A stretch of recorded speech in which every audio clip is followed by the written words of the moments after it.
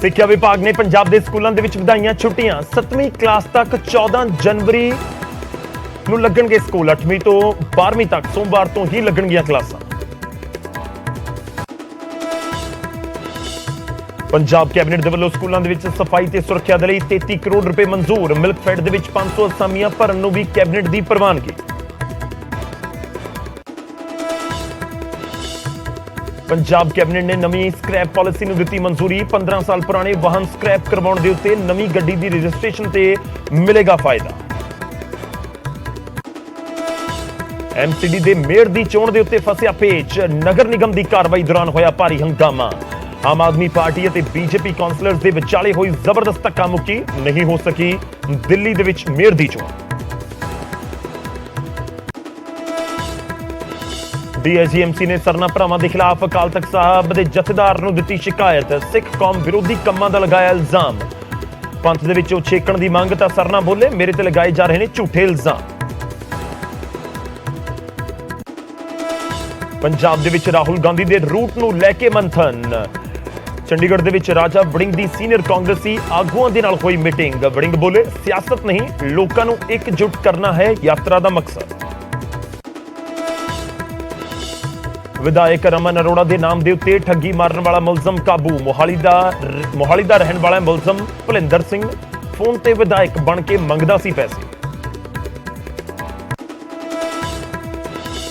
ਬਠਿੰਡਾ ਦੇ ਬੱਲੂਆਣਾ ਨੇੜੇ ਭਿਆਨਕ ਸੜਕ ਹਾਦਸਾ। ਮਿੰਨੀ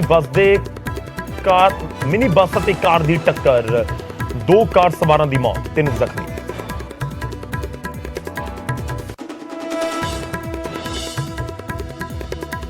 ਜੀਓ ਦੇ ਵੱਲੋਂ ਲੁਧਿਆਣਾ ਸਣੇ 4 ਹੋਰ ਸ਼ਹਿਰਾਂ ਦੇ ਵਿੱਚ 5G ਲਾਂਚ ਕਰਨ ਦਾ ਐਲਾਨ। 72 ਸ਼ਹਿਰਾਂ ਦੇ ਵਿੱਚ ਪਹਿਲਾਂ ਤੋਂ ਚੱਲ ਰਹੀ ਹੈ ਸੇਵਾ। ਲੁਧਿਆਣਾ 'ਚ 5G ਸ਼ੁਰੂ ਕਰਨ ਵਾਲਾ ਜੀਓ ਪਹਿਲਾ ਆਪਰੇਟਰ।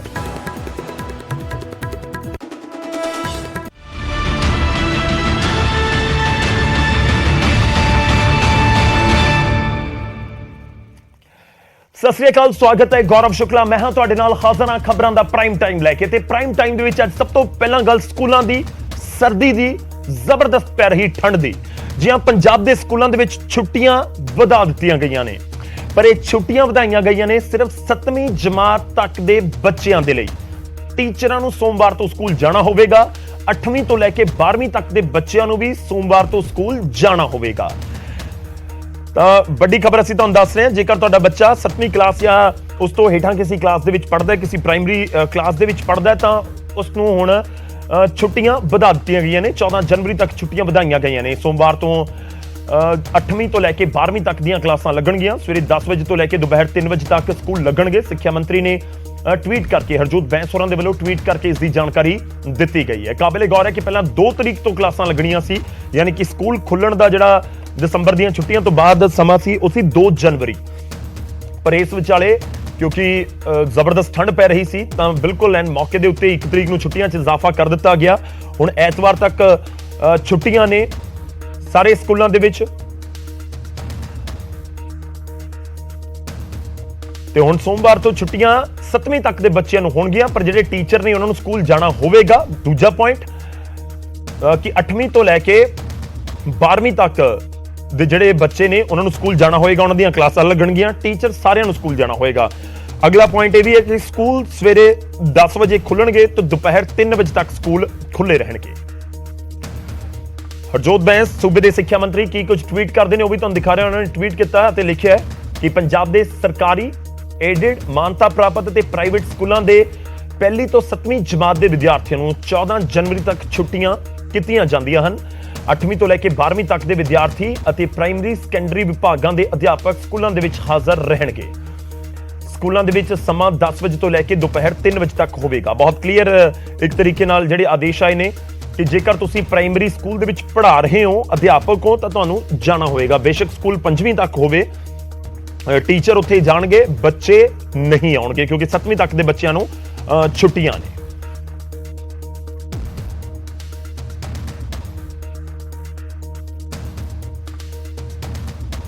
ਹੁਣ ਅੱਗੇ ਵਧਦੇ ਹਾਂ, ਅਗਲੀ ਖਬਰ ਦਾ ਰੁਖ ਕਰਦੇ ਹਾਂ ਤੇ ਖਬਰ ਹੈ ਦਿੱਲੀ ਤੋਂ। ਦਿੱਲੀ ਦੇ ਵਿੱਚ ਮਿਊਨਿਸਪਲ ਕਾਰਪੋਰੇਸ਼ਨ ਦੇ ਮੇਅਰ ਦੀ ਚੋਣ ਸ਼ੁੱਕਰਵਾਰ ਨੂੰ ਹੋ ਨਹੀਂ ਸਕੀ। ਹਾਊਸ ਦੇ ਅੰਦਰ ਚੱਲ ਰਹੇ ਹੰਗਾਮੇ ਦੇ ਵਿਚਾਲੇ ਇਹ ਚੋਣ ਮੁਲਤਵੀ ਕਰਨੀ ਪਈ। ਜ਼ਬਰਦਸਤ ਹੰਗਾਮਾ ਵੇਖਣ ਨੂੰ ਮਿਲਿਆ ਜਦੋਂ ਧੱਕਾ ਮੁੱਕੀ ਹੁੰਦੇ ਹੋਏ ਵੀ ਕਾਉਂਸਲਰਸ ਨਜ਼ਰ ਆਏ।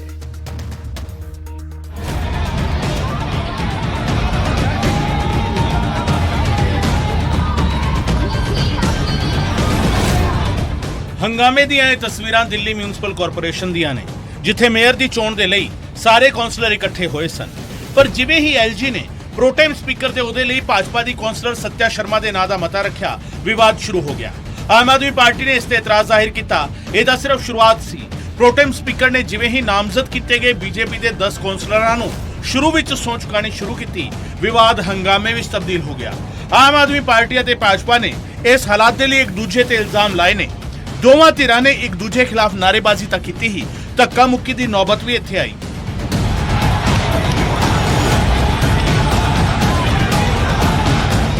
आज तक दिल्ली सरकार के इतिहास में ऐसा नहीं हुआ है कि जो नाम दिल्ली सरकार द्वारा भेजे गए हों उनको रिप्लेस करके कोई एक नया नाम हज कमेटी में एलजी द्वारा डाला गया। और किसका नाम डाला एलजी ने? कांग्रेस की leader of the house Nazia Danish का नाम भारतीय जनता पार्टी के नुमाइंदे एलजी साहब ने डाला है। ये क्या दिखा रहा है? ये स्पष्ट तौर पे दिखा रहा है कि भारतीय जनता पार्टी में और कांग्रेस में डील हुई है। हंगामा करना होता है, और हंगामा इसलिए कि इनका डर है। डर ये इन्हें अंदर से लग रहा है कि हमारे ही लोग टूट ना गए हो, और ये अपनी जो ये मेयर को खड़ा किया है उसके खिलाफ इन्हीं के अंदर के लोग बिखरे हुए हैं और वो हैं, तो इसलिए इनको डर लग रहा है। इस कारण से ये होने नहीं देना चाह रहे, बिकॉज इन्हें फेस लॉस का डर है। नहीं तो इनके 151 है, हम 122 है सब मिला के, एल्डरमैन और राज्यसभा लोकसभा सांसद मिला के।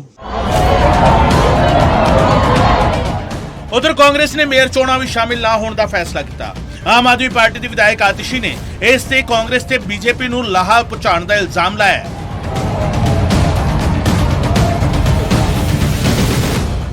ਮੇਅਰ ਦੀ ਚੋਣ ਦੇ ਗਣਿਤ ਨੂੰ ਸਮਝਣ ਦੀ ਕੋਸ਼ਿਸ਼ ਕਰੀਏ ਤਾਂ ਕੁੱਲ 273 ਵੋਟਾਂ ਇਸ ਚੋਣ ਵਿੱਚ ਪੈਣਗੀਆਂ। ਬਹੁਮਤ ਦਾ ਅੰਕੜਾ 138 ਹੈ, ਜਦਕਿ ਆਮ ਆਦਮੀ ਪਾਰਟੀ ਦੇ ਕੋਲ 150 ਵੋਟਾਂ ਨੇ ਅਤੇ ਭਾਰਤੀ ਜਨਤਾ ਪਾਰਟੀ ਦੇ ਕੋਲ 113 ਵੋਟਾਂ ਨੇ। ਉਧਰ ਦਿੱਲੀ ਦੇ ਐਲਜੀ ਵੱਲੋਂ ਇੱਕ ਬਿਆਨ ਸਾਹਮਣੇ ਆਇਆ। ਇਸ ਵਿੱਚ ਨਾਮਜ਼ਦ ਕੀਤੇ ਗਏ ਕਾਉਂਸਲਰ ਦੇ ਬਾਰੇ ਸਪਸ਼ਟੀਕਰਨ ਦਿੱਤਾ ਗਿਆ ਸੀ। ਐਲਜੀ ਨੇ ਦੱਸਿਆ ਕਿ ਦਿੱਲੀ ਮਿਊਨਿਸਪਲ ਕਾਰਪੋਰੇਸ਼ਨ ਐਕਟ ਦੇ ਤਹਿਤ ਨਾਮਜ਼ਦਗੀ ਕੀਤੀ ਗਈ ਹੈ। 10 ਲੋਕਾਂ ਨੂੰ ਨਾਮਜ਼ਦ ਕੀਤਾ ਗਿਆ ਹੈ ਤੇ ਜਿਨ੍ਹਾਂ ਲੋਕਾਂ ਨੂੰ ਤਜਰਬਾ ਨਹੀਂ ਹੁੰਦਾ ਉਹਨਾਂ ਨੂੰ ਨਾਮਜ਼ਦ ਕੀਤਾ ਜਾ ਸਕਦਾ ਹੈ। 25 ਸਾਲ ਤੋਂ ਵੱਧ ਉਮਰ ਦੇ ਅਜਿਹੇ ਆਗੂ ਹੋਣੇ ਚਾਹੀਦੇ ਨੇ। ਇਹ ਮੈਂਬਰ ਮੇਅਰ ਜਾਂ ਡਿਪਟੀ ਮੇਅਰ ਦੀ ਚੋਣ ਵਿੱਚ ਵੋਟ ਨਹੀਂ ਪਾ ਸਕਦੇ। ਮੇਅਰ ਦੇ ਅਹੁਦੇ ਦੇ ਮੁਕਾਬਲੇ ਦੀ ਗੱਲ ਕਰੀਏ ਤਾਂ ਇਸ ਦੇ ਵਿੱਚ ਆਮ ਆਦਮੀ ਪਾਰਟੀ ਵੱਲੋਂ ਸ਼ੈਲੀ ਓਬਰਾਏ, ਜਦਕਿ ਭਾਰਤੀ ਜਨਤਾ ਪਾਰਟੀ ਦੇ ਵੱਲੋਂ ਰੇਖਾ ਗੁਪਤਾ ਚੋਣ ਮੈਦਾਨ ਵਿੱਚ ਨੇ। ਜਦਕਿ ਡਿਪਟੀ ਮੇਅਰ ਦੇ ਅਹੁਦੇ ਦੀ ਗੱਲ ਕਰੀਏ ਤਾਂ ਆਮ ਆਦਮੀ ਪਾਰਟੀ ਨੇ ਮੁਹੰਮਦ ਇਕਬਾਲ, ਜਦਕਿ ਬੀਜੇਪੀ ਨੇ ਕਮਲ ਬਾਗੜੀ ਨੂੰ ਮੈਦਾਨ ਦੇ ਵਿੱਚ ਉਤਾਰਿਆ ਹੈ। ਚੋਣ ਪ੍ਰਕਿਰਿਆ ਦੀ ਗੱਲ ਕਰੀਏ ਤਾਂ 3 ਰੰਗ ਦਾ ਬੈਲਟ ਪੇਪਰ ਇਸ ਚੋਣ ਵਿੱਚ ਵਰਤਿਆ ਜਾਵੇਗਾ। ਚਿੱਟਾ, ਹਰਾ ਅਤੇ ਗੁਲਾਬੀ ਰੰਗ ਦਾ ਬੈਲਟ ਪੇਪਰ ਚੋਣ ਵਿੱਚ ਇਸਤੇਮਾਲ ਹੋਣਾ ਹੈ। ਇਸ ਦੇ ਵਿੱਚ ਮੇਅਰ ਦੇ ਲਈ ਚਿੱਟੇ ਰੰਗ ਦੇ ਬੈਲਟ ਪੇਪਰ ਦੀ ਰਾਹੀਂ ਵੋਟਾਂ ਪਾਈਆਂ ਜਾਣਗੀਆਂ, ਜਦਕਿ ਡਿਪਟੀ ਮੇਅਰ ਦੇ ਲਈ ਹਰੇ ਰੰਗ ਦੇ ਬੈਲਟ ਪੇਪਰ ਦੀ ਵਰਤੋਂ ਹੋਵੇਗੀ। ਸਟੈਂਡਿੰਗ ਕਮੇਟੀ ਦੇ ਲਈ ਗੁਲਾਬੀ ਰੰਗ ਦਾ ਬੈਲਟ ਪੇਪਰ ਵਰਤਿਆ ਜਾਵੇਗਾ। ਆਮ ਆਦਮੀ ਪਾਰਟੀ ਦੇ ਕੋਲ ਬਹੁਮਤ ਕਿਵੇਂ ਹੈ, ਇਸ ਨੂੰ ਵੀ ਸਮਝ ਲੈਂਦੇ ਹਾਂ। ਦਰਅਸਲ ਕਾਂਗਰਸ ਦੀ ਗੈਰ ਹਾਜ਼ਰੀ ਵਿੱਚ ਬਹੁਮਤ ਦਾ ਅੰਕੜਾ 133 ਦਰਜ ਰਹਿੰਦਾ ਹੈ, ਜਿਸ ਦੇ ਵਿੱਚ ਆਮ ਆਦਮੀ ਪਾਰਟੀ ਦੇ ਕੋਲ 134 ਕਾਉਂਸਲਰ ਨੇ, ਜਦਕਿ ਬੀਜੇਪੀ ਦੇ ਕੋਲ 105 ਕਾਉਂਸਲਰ ਨੇ। ਸੰਸਦ ਮੈਂਬਰਾਂ ਦੀ ਗੱਲ ਕਰੀਏ ਤਾਂ ਆਮ ਆਦਮੀ ਪਾਰਟੀ ਨੂੰ 3 ਰਾਜ ਸਭਾ ਮੈਂਬਰਾਂ ਦੀ ਹਮਾਇਤ ਹੈ, ਜਦਕਿ ਬੀਜੇਪੀ ਦੇ ਕੋਲ 7 ਮੈਂਬਰ ਪਾਰਲੀਮੈਂਟ ਨੇ। 13 ਵਿਧਾਇਕ ਆਮ ਆਦਮੀ ਪਾਰਟੀ ਦੇ ਕੋਲ ਨੇ, ਜਦਕਿ ਬੀਜੇਪੀ ਦੇ ਕੋਲ 1 ਵਿਧਾਇਕ ਹੈ। ਤੇ ਇਸ ਤਰੀਕੇ ਆਮ ਆਦਮੀ ਪਾਰਟੀ ਕੋਲ ਕੁੱਲ ਵੋਟਾਂ 150 ਬਣ ਜਾਂਦੀਆਂ ਨੇ, ਜਦਕਿ ਬੀਜੇਪੀ ਕੋਲ 113 ਵੋਟਾਂ ਹੀ ਰਹਿ ਜਾਂਦੀਆਂ ਨੇ।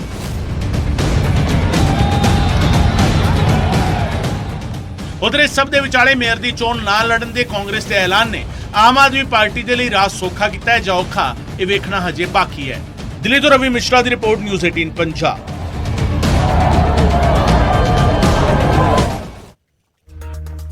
ਤਾਂ ਖੂਬ ਹੰਗਾਮਾ ਹੁੰਦਾ ਹੋਇਆ ਨਜ਼ਰ ਆਇਆ। ਅੱਗੇ ਵਧਦੇ ਤੇ ਖਬਰ ਹੁਣ ਕੈਬਨਿਟ ਦੀ ਬੈਠਕ ਦੇ ਨਾਲ ਜੁੜੀ ਹੋਈ। 23 ਦੀ ਪਹਿਲੀ ਕੈਬਨਿਟ, ਜੀ ਹਾਂ 2023 ਚੜਿਆ, ਨਵੇਂ ਸਾਲ ਦੇ ਵਿੱਚ ਪਹਿਲੀ ਵਾਰ ਸੀਗੀ ਕੈਬਨਿਟ ਬੈਠੀ ਹੋਵੇ ਪੰਜਾਬ ਦੇ ਮਸਲਿਆਂ ਦੇ ਉੱਤੇ ਵਿਚਾਰ ਕਰਨ ਦੇ ਲਈ। ਚੰਡੀਗੜ੍ਹ ਦੇ ਵਿੱਚ ਪੰਜਾਬ ਕੈਬਨਿਟ ਦੀ ਮੀਟਿੰਗ ਦੇ ਵਿੱਚ ਨਵੀਆਂ ਅਸਾਮੀਆਂ ਨੂੰ ਮਨਜ਼ੂਰੀ ਦੇਣ ਦੇ ਨਾਲ ਸੂਬਾ ਸਰਕਾਰ ਦੇ ਵੱਲੋਂ ਨਵੀਂ ਸਕ੍ਰੈਪਿੰਗ ਪਾਲਿਸੀ ਦਾ ਐਲਾਨ ਵੀ ਕਰ ਦਿੱਤਾ ਗਿਆ।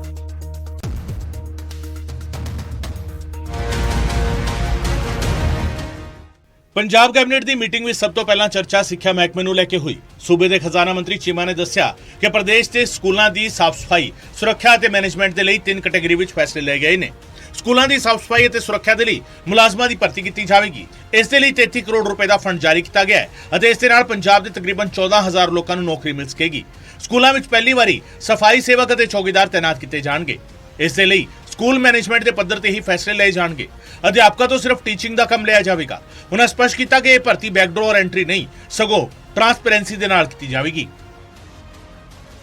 ਸਾਂਭ ਸੰਭਾਲ ਨੂੰ ਯਕੀਨੀ ਬਣਾਉਣ ਦੇ ਲਈ ਅਸੀਂ ਜਿਹੜੀ ਸਫਾਈ ਨੂੰ, ਸੁਰੱਖਿਆ ਨੂੰ ਲੈ ਕੇ ਉਹਦੇ ਵਿੱਚ ਅਸੀਂ ਪ੍ਰਵਾਨਗੀ ਦਿੱਤੀ ਆ ਕਿ ਉੱਥੇ ਵਿਅਕਤੀ ਜਿਹੜੇ ਨੇ ਭਰਤੀ ਕੀਤੇ ਜਾਣਗੇ। ਜਿਹੜੀਆਂ ਸਕੂਲ ਦੀਆਂ ਮੈਨੇਜਮੈਂਟ ਕਮੇਟੀਆਂ ਨੇਗੀਆਂ ਉਹ ਪ੍ਰਬੰਧ ਕਰਨਗੀਆਂ। ਸਿਰਫ ਅਧਿਆਪਕਾਂ ਦਾ ਕੰਮ ਹੀ ਲਿਆ ਜਾਵੇ। ਜਿਹੜੇ ਦੂਜੇ ਕੰਮ ਨੇਗੇ ਉਹਨਾਂ ਨੂੰ ਦੇਖਣ ਦੇ ਲਈ ਅਸੀਂ ਪ੍ਰਬੰਧ ਕੀਤਾਗਾ। ਖਜ਼ਾਨਾ ਮੰਤਰੀ ਨੇ ਦੱਸਿਆ ਕਿ ਪੰਜਾਬ ਟਰਾਂਸਪੋਰਟ ਮਹਿਕਮੇ ਦੇ ਤਹਿਤ ਸਕ੍ਰੈਪ ਪਾਲਿਸੀ ਲਾਗੂ ਕੀਤੀ ਜਾਵੇਗੀ। ਇਸ ਦੇ ਤਹਿਤ ਨਵੀਆਂ ਗੱਡੀਆਂ ਦੀ ਰਜਿਸਟ੍ਰੇਸ਼ਨ ਤੇ ਟੈਕਸ ਵਿੱਚ ਛੋਟ ਮਿਲੇਗੀ। ਪੁਰਾਣੀਆਂ ਗੱਡੀਆਂ ਦੀ ਵਜ੍ਹਾ ਕਰਕੇ ਸੂਬੇ ਵਿੱਚ ਕਈ ਸੜਕ ਹਾਦਸੇ ਹੁੰਦੇ ਨੇ। ਇਸ ਕਰਕੇ ਪੁਰਾਣੀ ਗੱਡੀਆਂ ਨੂੰ ਸਕ੍ਰੈਪ ਕਰਾਉਣ ਤੋਂ ਬਾਅਦ ਨਵੀਂ ਗੱਡੀ ਤੇ ਟੈਕਸ ਵਿੱਚ ਛੋਟ ਦਿੱਤੀ ਜਾਵੇਗੀ। ਇਸ ਦੇ ਨਾਲ ਲੋਕੀ 8 ਤੋਂ 15 ਸਾਲਾਂ ਤੱਕ ਸਕੀਮ ਦਾ ਲਾਹਾ ਲੈ ਸਕਣਗੇ। ਸਕ੍ਰੈਪਿੰਗ ਪਾਲਿਸੀ ਜਿਹੜੀ ਆ ਉਹਦੇ ਅਧੀਨ ਜਿਹੜੀਆਂ ਨਵੀਆਂ ਗੱਡੀਆਂ ਦੀ ਰਜਿਸਟ੍ਰੇਸ਼ਨ ਜਿਹੜੀ ਆ ਉਹ ਕੀਤੀ ਜਾਊਗੀ ਔਰ ਉਹਦੇ ਵਿੱਚ ਅਸੀਂ ਟੈਕਸ ਦੀ ਛੋਟ ਦਿੱਤੀ ਆ। ਔਰ ਪੁਰਾਣੀਆਂ ਗੱਡੀਆਂ ਜਿਨ੍ਹਾਂ ਦੇ ਕਰਕੇ ਮੈਂ ਸਮਝਦਾ ਕਾਫੀ ਸਾਰੇ ਕਿਤੇ ਨਾ ਕਿਤੇ ਬਹੁਤ ਸਾਰੇ ਐਕਸੀਡੈਂਟ ਵੀ ਹੁੰਦੇ ਸੀਗੇ, ਬਹੁਤ ਸਾਰਾ ਕਿਤੇ law and order the position ਵੀ ਕਈ ਵਾਰ ਕ੍ਰੀਏਟ ਕਰ ਦਿੰਦੇ ਸੀਗੇ, ਉੱਥੇ ਵੀ ਕੋਈ ਨਾ ਕੋਈ ਹਰਡਲ ਕ੍ਰੀਏਟ ਕਰਦੇ ਸੀ। ਉਹਦੇ ਅਧੀਨ ਜਿਹੜਾ ਹੈਗਾ ਪੁਰਾਣੀਆਂ ਗੱਡੀਆਂ ਨੂੰ ਸਕ੍ਰੈਪ ਕੀਤਾ ਜਾਊਗਾ। ਖਜ਼ਾਨਾ ਮੰਤਰੀ ਨੇ ਇਹ ਵੀ ਦੱਸਿਆ ਕਿ ਮਿਲਕਫੈਡ ਦੇ ਤਹਿਤ ਲੰਘੇ ਤਕਰੀਬਨ 5 ਸਾਲਾਂ ਵਿੱਚ ਗਰੁੱਪ ਸੀ ਅਤੇ ਡੀ ਦੇ 500 ਤੋਂ ਵਧੇਰੇ ਅਹੁਦੇ ਖਾਲੀ ਪਏ ਨੇ। ਮੀਟਿੰਗ ਵਿੱਚ ਇਹਨਾਂ ਸਾਰੇ ਖਾਲੀ ਅਹੁਦਿਆਂ ਨੂੰ ਭਰਨ ਦੀ ਮਨਜ਼ੂਰੀ ਦਿੱਤੀ ਗਈ ਹੈ।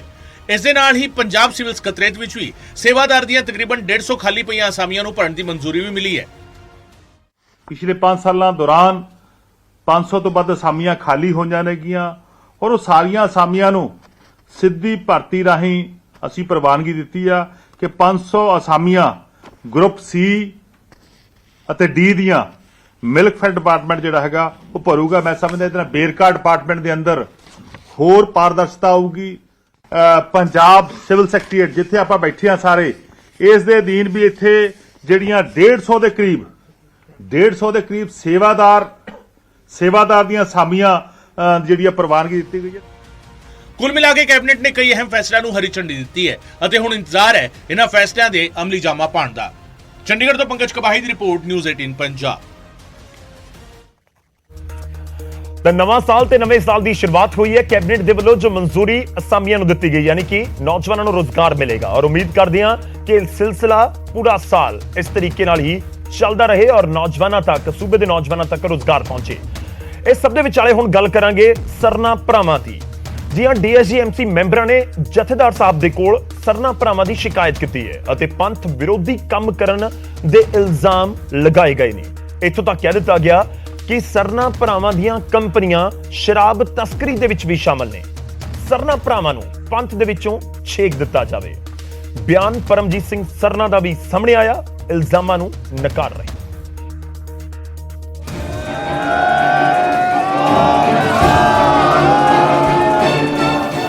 9 ਅਕਤੂਬਰ 2022 ਦੀਆਂ ਤਸਵੀਰਾਂ, ਜਦੋਂ ਸਰਨਾ ਭਰਾਵਾਂ ਨੇ ਸੁਖਬੀਰ ਸਿੰਘ ਬਾਦਲ ਦੀ ਮੌਜੂਦਗੀ 'ਚ ਅਕਾਲੀ ਦਲ ਦਾ ਪੱਲਾ ਫੜਿਆ ਤੇ ਕਰੀਬ 3 ਮਹੀਨੇ ਬਾਅਦ ਹੀ ਸਰਨਾ ਭਰਾ ਇਲਜ਼ਾਮਾਂ ਦੇ ਵਿੱਚ ਘਿਰ ਗਏ ਨੇ। ਸਿਰਫ ਇਲਜ਼ਾਮ ਹੀ ਨਹੀਂ, ਜਥੇਦਾਰ ਦੇ ਕੋਲ ਬਕਾਇਦਾ ਸ਼ਿਕਾਇਤ ਤੱਕ ਪਹੁੰਚ ਗਈ ਹੈ। ਦਰਅਸਲ ਇਲਜ਼ਾਮ ਦਿੱਲੀ ਗੁਰਦੁਆਰਾ ਕਮੇਟੀ ਦੇ ਮੈਂਬਰਾਂ ਨੇ ਲਗਾਏ ਨੇ। ਮੈਂਬਰਾਂ ਦਾ ਕਹਿਣਾ ਹੈ ਕਿ ਸਰਨਾ ਭਰਾਵਾਂ ਦੀਆਂ ਕੰਪਨੀਆਂ ਸ਼ਰਾਬ ਤਸਕਰੀ ਦੇ ਵਿੱਚ ਸ਼ਾਮਲ ਨੇ ਤੇ ਇਹਨਾਂ ਨੇ 84 ਸਿੱਖ ਨਸਲਕੁਸ਼ੀ ਦੇ ਮੁਲਜ਼ਮਾਂ ਨੂੰ ਸਰੋਪੇ ਪਾ ਕੇ ਸਨਮਾਨਿਤ ਕੀਤਾ ਹੈ ਤੇ ਸ੍ਰੀ ਅਕਾਲ ਤਖਤ ਸਾਹਿਬ ਦੇ ਜਥੇਦਾਰ ਦੇ ਅੱਗੇ ਸਰਨਾ ਭਰਾਵਾਂ ਨੂੰ ਪੰਥ ਤੋਂ ਛੇਕਣ ਤੱਕ ਦੀ ਮੰਗ ਰੱਖ ਦਿੱਤੀ। ਉਹਨਾਂ ਦੇ ਪਰਿਵਾਰ ਵੱਲੋਂ ਸ਼ਰਾਬ ਦੇ ਨਸ਼ੇ ਦੇ ਕਾਰੋਬਾਰ ਕੀਤੇ ਜਾ ਰਹੇ ਆ, ਜਿਸ ਵਿੱਚ ਉਹਨਾਂ ਦੇ ਪਰਿਵਾਰ ਨੂੰ ਈਡੀ ਤੇ ਸੀਬੀਆਈ ਵੱਲੋਂ ਨੋਟਿਸ ਭੇਜੇ ਗਏ, ਬੁਲਾਇਆ ਗਿਆ, ਪੁੱਛਗਿੱਛ ਕੀਤੀ ਗਈ, ਕੋਰਟ ਦੇ ਵਿੱਚ ਕੇਸ ਉਹਨਾਂ ਦੇ ਖਿਲਾਫ ਸ਼ੁਰੂ ਹੋਏ ਆ। ਸ਼ਰਾਬ ਦੇ ਨਸ਼ਿਆਂ ਦੇ ਵਿੱਚ ਕਾਰੋਬਾਰ ਦੇ ਵਿੱਚ ਪਏ ਹੋਣ ਔਰ ਉਹਨਾਂ ਨੂੰ ਸ਼੍ਰੋਮਣੀ ਗੁਰਦੁਆਰਾ ਪ੍ਰਬੰਧਕ ਕਮੇਟੀ ਦੀ ਗੋਲਕ ਦੀ ਦੁਰਵਰਤੋਂ ਕਰਕੇ ਉਹਨਾਂ ਨੂੰ ਪ੍ਰਮੋਟ ਕੀਤਾ ਜਾ ਰਿਹਾ ਹੋਏ। ਸਿਰਫ ਇੰਨਾ ਹੀ ਨਹੀਂ, ਡੀਆਈਜੀਐਮਸੀ ਦੇ ਮੈਂਬਰਾਂ ਨੇ ਸਰਨਾ ਭਰਾਵਾਂ ਤੇ ਪੰਥ ਵਿਰੋਧੀ ਕੰਮ ਕਰਨ ਦੇ ਇਲਜ਼ਾਮ ਲਗਾਉਂਦੇ ਕਿਹਾ ਕਿ ਐਸਜੀਪੀਸੀ ਸਰਨਾ ਭਰਾਵਾਂ ਤੇ ਕਰੋੜਾਂ ਰੁਪਏ ਖਰਚ ਕੇ ਸੰਗਤ ਦਾ ਪੈਸਾ ਲੁਟਾ ਰਹੀ ਹੈ। ਤੇ ਜਥੇਦਾਰ ਸਾਹਿਬ ਨੂੰ ਅਸੀਂ ਬੇਨਤੀ ਕੀਤੀ ਆ ਕਿ ਉਹਨਾਂ ਨੂੰ ਅਕਾਲ ਤਖਤ ਸਾਹਿਬ ਦੇ ਉੱਤੇ ਤਲਬ ਕੀਤਾ ਜਾਏ ਔਰ ਸ਼੍ਰੋਮਣੀ ਗੁਰਦੁਆਰਾ ਪ੍ਰਬੰਧਕ ਕਮੇਟੀ ਜਿਨ੍ਹਾਂ ਨੇ ਕਿ ਜਥੇਦਾਰ ਸਾਹਿਬ ਨੇ ਜੋ ਹੁਕਮ ਕੀਤਾ ਸੀ ਕਿ ਉਹ ਇਕਰਾਰਨਾਮਾ ਵੀ ਜਗ ਜ਼ਾਹਿਰ ਕਰਨ ਔਰ ਆਪਣਾ ਚੈਨਲ ਜਿਹੜਾ ਸ਼ੁਰੂ ਕਰਨ, ਉਸ ਦਾ ਵੀ ਜਥੇਦਾਰ ਸਾਹਿਬ ਦੇ ਹੁਕਮ ਦੀ ਜਿਹੜੀ ਆ ਉਲੰਘਣਾ ਹੈ ਔਰ ਜੋ ਬਣਦੀ ਕਾਰਵਾਈ ਆ ਉਹ ਇਹਨਾਂ ਦੇ ਖਿਲਾਫ ਕੀਤੀ ਜਾਏ। ਤਾਂ ਉਧਰ ਅਕਾਲੀ ਦਲ ਦਿੱਲੀ ਦੇ ਪ੍ਰਧਾਨ ਪਰਮਜੀਤ ਸਰਨਾ ਨੇ ਇਹਨਾਂ ਇਲਜ਼ਾਮਾਂ ਨੂੰ ਸਿਰੇ ਤੋਂ ਰੱਦ ਕਰ ਦਿੱਤਾ ਤੇ ਦਾਅਵਾ ਕੀਤਾ ਹੈ ਕਿ ਉਹਨਾਂ ਕਦੇ ਵੀ ਐਸਜੀਪੀਸੀ ਦਾ 1 ਰੁਪਿਆ ਵੀ ਨਹੀਂ ਲਿਆ ਤੇ ਡੀਆਈਜੀਐਮਸੀ ਤੋਂ 9 ਸਾਲਾਂ ਦਾ ਵੀ ਹਿਸਾਬ ਮੰਗ ਰਹੇ ਨੇ।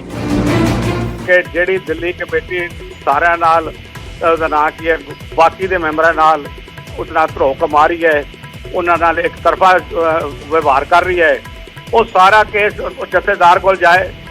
ਮੇਰੇ ਤੇ ਮੈਨੂੰ ਚਮਕਾਉਣ ਵਾਸਤੇ ਸ਼੍ਰੋਮਣੀ ਕਮੇਟੀ ਦੇ ਪੈਸੇ ਦੀ ਲੋੜ ਨਹੀਂ ਹੈਗੀ। ਮੇਰੇ ਤੇ ਗੁਰੂ ਦੀ ਬਖਸ਼ਿਸ਼ ਹੈਗੀ। ਮੈਂ ਅੱਜ ਤੱਕ ਨਾ ਸ਼੍ਰੋਮਣੀ ਕਮੇਟੀ ਦੇ ਨਾ ਕਦੀ ਦਿੱਲੀ ਕਮੇਟੀ ਦੇ ਇੱਕ ਪੈਸੇ ਦੀ ਵਰਤੋਂ ਕਦੀ ਨਹੀਂ ਕੀਤੀ ਆਪਣੇ ਉੱਤੇ। ਖੈਰ, ਇਲਜ਼ਾਮਾਂ ਦੇ ਬਾਅਦ ਹੁਣ ਮਾਮਲਾ ਸ੍ਰੀ ਅਕਾਲ ਤਖਤ ਸਾਹਿਬ ਤੇ ਪਹੁੰਚ ਚੁੱਕਿਆ ਹੈ ਤੇ ਇਹਨਾਂ ਇਲਜ਼ਾਮਾਂ ਦੇ ਬਾਅਦ ਜਥੇਦਾਰ ਦਾ ਕੀ ਪ੍ਰਤੀਕਰਮ ਰਹਿੰਦਾ ਹੈ, ਕੀ ਕਾਰਵਾਈ ਕੀਤੀ ਜਾਵੇਗੀ, ਇਹ ਵੇਖਣ ਵਾਲੀ ਗੱਲ ਹੋਵੇਗੀ। ਅੰਮ੍ਰਿਤਸਰ ਤੋਂ ਰਾਜੀਵ ਸ਼ਰਮਾ, ਨਿਊਜ਼ 18 ਪੰਜਾਬ।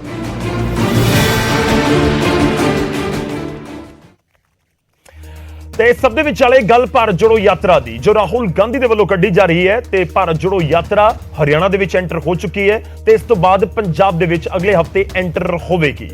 ਪਰ ਇਸ ਸਭ ਦੇ ਵਿਚਾਲੇ ਪੰਜਾਬ ਦੇ ਵਿੱਚ ਵੀ ਖੂਬ ਤਿਆਰੀਆਂ ਜਾਰੀ ਨੇ। ਭਾਰਤ ਜੋੜੋ ਯਾਤਰਾ ਨੂੰ ਲੈ ਕੇ ਪੰਜਾਬ ਕਾਂਗਰਸ ਦੀਆਂ ਤਿਆਰੀਆਂ ਜ਼ੋਰਾਂ ਤੇ ਨੇ।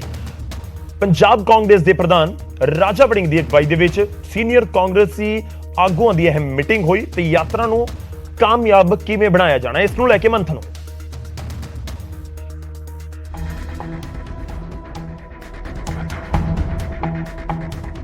ਭਾਰਤ ਜੋੜੋ ਯਾਤਰਾ ਨੂੰ ਲੈ ਕੇ ਪੰਜਾਬ ਕਾਂਗਰਸ ਪੱਬਾਂ ਪਾ ਰਿਹਾ ਹੈ ਤੇ ਤਿਆਰੀਆਂ ਜ਼ੋਰਾਂ ਤੇ ਕੀਤੀਆਂ ਜਾ ਰਹੀਆਂ ਨੇ।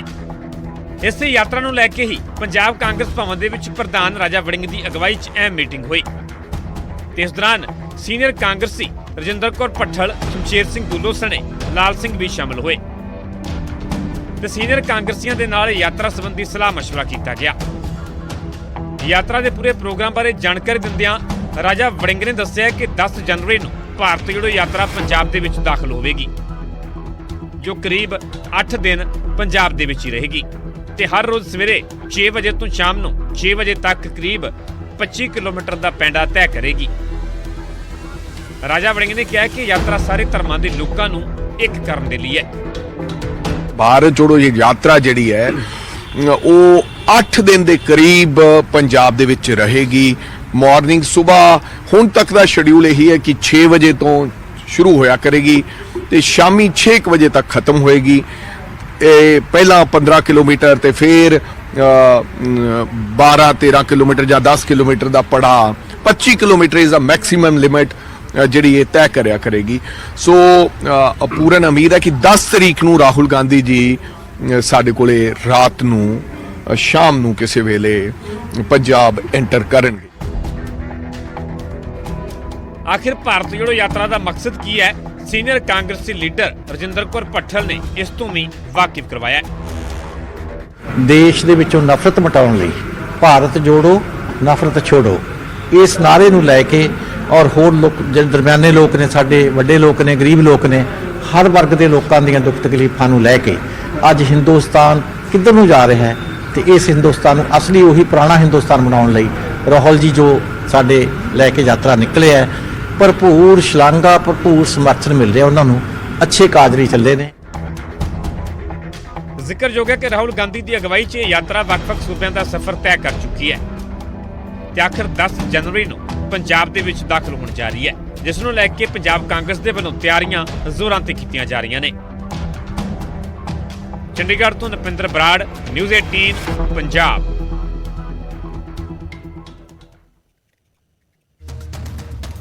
ਤਾਂ ਭਾਰਤ ਜੋੜੋ ਯਾਤਰਾ ਦੀਆਂ ਖੂਬ ਤਿਆਰੀਆਂ ਇਸ ਸਮੇਂ ਨਜ਼ਰ ਆ ਰਹੀਆਂ ਨੇ ਪੰਜਾਬ ਕਾਂਗਰਸ ਦੇ ਵਿੱਚ ਵੀ। ਅੱਗੇ ਵਧਦਿਆਂ ਤੇ ਹੁਣ ਗੱਲ ਹੋਵੇਗੀ ਗੈਂਗਸਟਰ ਦੀਪਕ ਟੀਨੂ ਦੀ।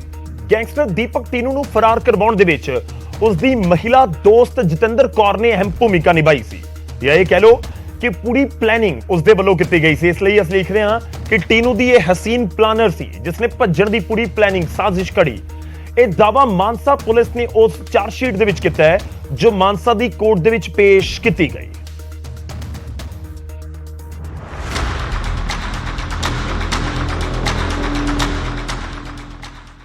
ਸਿੱਧੂ ਮੂਸੇਵਾਲਾ ਕਤਲ ਕੇਸ 'ਚ ਸ਼ਾਮਿਲ ਦੀਪਕ ਟੀਨੂ ਦੇ ਫਰਾਰ ਹੋਣ ਦੇ ਮਾਮਲੇ 'ਚ ਪੁਲਿਸ ਨੇ ਮਾਨਸਾ ਕੋਰਟ 'ਚ ਚਾਰਜਸ਼ੀਟ ਦਾਖਲ ਕੀਤੀ ਹੈ। ਪਿਛਲੇ ਸਾਲ 22 ਦਸੰਬਰ ਨੂੰ ਦਾਖਲ ਕੀਤੀ ਚਾਰਜਸ਼ੀਟ 'ਚ ਪੁਲਿਸ ਨੇ ਬਰਖਾਸਤ CIA ਇੰਚਾਰਜ ਪ੍ਰਿਤਪਾਲ ਸਿੰਘ ਸਣੇ 10 ਮੁਲਜ਼ਮਾਂ ਦੇ ਖਿਲਾਫ ਚਲਾਨ ਪੇਸ਼ ਕੀਤਾ ਹੈ। ਇਸ ਚਾਰਜਸ਼ੀਟ 'ਚ ਪੁਲਿਸ ਨੇ ਪ੍ਰਿਤਪਾਲ ਦੇ ਖਿਲਾਫ 3 CCTV ਫੁਟੇਜ ਵੀ ਪੇਸ਼ ਕੀਤੀਆਂ ਨੇ। ਜਿਹੜਾ ਪ੍ਰਿਤਪਾਲ ਸਿੰਘ ਦਾ ਜਿਹੜਾ ਚਲਾਨ ਹੈ ਉਹ 'ਚ 10 ਦੋਸ਼ੀਆਂ ਦੇ ਖਿਲਾਫ ਚਲਾਨ ਪੇਸ਼ ਕੀਤਾ ਹੈ।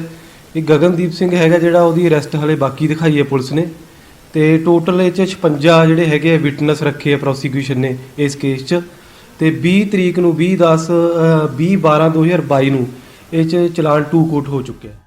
ਚਾਰਜਸ਼ੀਟ 'ਚ ਪੁਲਿਸ ਨੇ ਕਈ ਹੋਰ ਖੁਲਾਸੇ ਵੀ ਕੀਤੇ ਨੇ ਤੇ ਦਾਅਵਾ ਕੀਤਾ ਹੈ ਕਿ ਟੀਨੂ ਨੂੰ ਫਰਾਰ ਕਰਵਾਉਣ 'ਚ ਉਸ ਦੀ ਗਰਲਫ੍ਰੈਂਡ ਜਤਿੰਦਰ ਕੌਰ ਨੇ ਅਹਿਮ ਭੂਮਿਕਾ ਨਿਭਾਈ, ਜਿਸ ਨੇ ਇਹ ਪੂਰੀ ਯੋਜਨਾ ਤਿਆਰ ਕੀਤੀ। ਜਤਿੰਦਰ ਕੌਰ ਪ੍ਰਿਤਪਾਲ ਸਿੰਘ ਦੇ ਸੰਪਰਕ ਸੀ। ਜਤਿੰਦਰ ਕੌਰ ਦੇ ਕੋਲੋਂ 2 ਆਈਫੋਨ ਵੀ ਮਿਲੇ। ਜਲੰਧਰ ਦੇ ਜਿਮ ਮਾਲਕ ਕੁਲਦੀਪ ਸਿੰਘ ਨੇ ਜਤਿੰਦਰ ਕੌਰ ਨੂੰ ਸ਼ਾਪਿੰਗ ਕਰਵਾਈ, ਉਸ ਨੂੰ ਕੱਪੜੇ ਲੈ ਕੇ ਦਿੱਤੇ ਅਤੇ ਟੀਨੂ ਦੀ ਗਰਲਫ੍ਰੈਂਡ ਜ਼ੀਰਕਪੁਰ ਤੋਂ ਰਾਜਵੀਰ ਦੇ ਨਾਲ ਗਈ। ਹੁਣ ਤੁਹਾਨੂੰ ਟੀਨੂ ਨੂੰ ਭਜਾਉਣ ਲਈ ਮੁਲਜ਼ਮਾਂ ਦੀ ਭੂਮਿਕਾ ਤੋਂ ਵੀ ਜਾਣੂ ਕਰਵਾ ਦਿੰਦੇ ਹਾਂ। ਪ੍ਰਿਤਪਾਲ ਸਿੰਘ ਟੀਨੂ ਨੂੰ ਭਜਾਉਣ ਦੀ ਸਾਜ਼ਿਸ਼ ਦਾ ਹਿੱਸਾ ਸੀ। ਪ੍ਰਿਤਪਾਲ ਖੁਦ ਟੀਨੂ ਨੂੰ ਗੱਡੀ 'ਚ ਬਿਠਾ ਕੇ ਆਪਣੇ ਘਰ ਲੈ ਕੇ ਗਿਆ। ਕੁਲਦੀਪ, ਰਾਜਵੀਰ ਅਤੇ ਰਜਿੰਦਰ ਨੇ ਪੈਸਿਆਂ ਦਾ ਇੰਤਜ਼ਾਮ ਕੀਤਾ।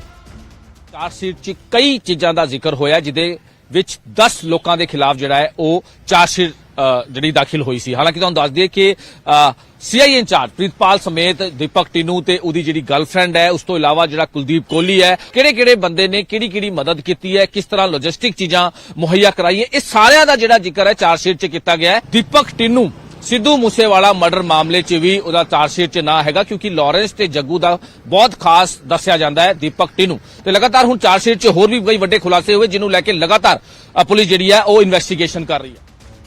ਟੀਨੂ ਨੂੰ ਭਜਾਉਣ 'ਚ ਕੌਣ-ਕੌਣ ਸ਼ਾਮਿਲ ਸੀ ਉਹ ਵੀ ਤੁਹਾਨੂੰ ਦੱਸਦੇ ਹਾਂ। ਮਾਨਸਾ ਦੇ ਬਰਖਾਸਤ CIA ਇੰਚਾਰਜ ਪ੍ਰਿਤਪਾਲ ਸਿੰਘ, ਟੀਨੂ ਦੀ ਗਰਲਫ੍ਰੈਂਡ ਜਤਿੰਦਰ ਕੌਰ, ਜਿਮ ਮਾਲਕ ਕੁਲਦੀਪ ਸਿੰਘ ਉਰਫ ਕੋਹਲੀ, ਰਾਜਵੀਰ ਸਿੰਘ ਉਰਫ ਕਾਜ਼ਮਾ, ਰਜਿੰਦਰ ਸਿੰਘ ਉਰਫ ਗੋਰਾ, ਬਿੱਟੂ ਸਿੰਘ, ਸਰਬਜੋਤ ਸਿੰਘ, ਚਿਰਾਗ ਅਤੇ ਸੁਨੀਲ ਲੋਹੀਆ, ਇਹਨਾਂ ਸਾਰਿਆਂ ਨੇ ਹੀ ਮਿਲ ਕੇ ਟੀਨੂ ਨੂੰ ਫਰਾਰ ਕਰਵਾਇਆ ਸੀ। ਜ਼ਿਕਰਯੋਗ ਹੈ ਕਿ ਗੈਂਗਸਟਰ ਦੀਪਕ ਟੀਨੂ ਮਾਨਸਾ ਦੇ ਬਰਖਾਸਤ CIA ਇੰਚਾਰਜ ਪ੍ਰਿਤਪਾਲ ਦੀ ਹਿਰਾਸਤ 'ਚੋਂ ਫਰਾਰ ਹੋ ਗਿਆ ਸੀ, ਜਿਸ ਨੂੰ ਬਾਅਦ 'ਚ ਦਿੱਲੀ ਪੁਲਿਸ ਨੇ ਰਾਜਸਥਾਨ ਤੋਂ ਕਾਬੂ ਕਰ ਲਿਆ ਸੀ ਅਤੇ ਹੁਣ ਉਹ ਕਾਨੂੰਨ ਦੇ ਸ਼ਿਕੰਜੇ 'ਚ। ਮਾਨਸਾ ਤੋਂ ਬਲਦੇਵ ਸ਼ਰਮਾ ਅਤੇ ਚੰਡੀਗੜ੍ਹ ਤੋਂ ਮਨੋਜ ਰਾਠੀ, ਨਿਊਜ਼ 18 ਪੰਜਾਬ।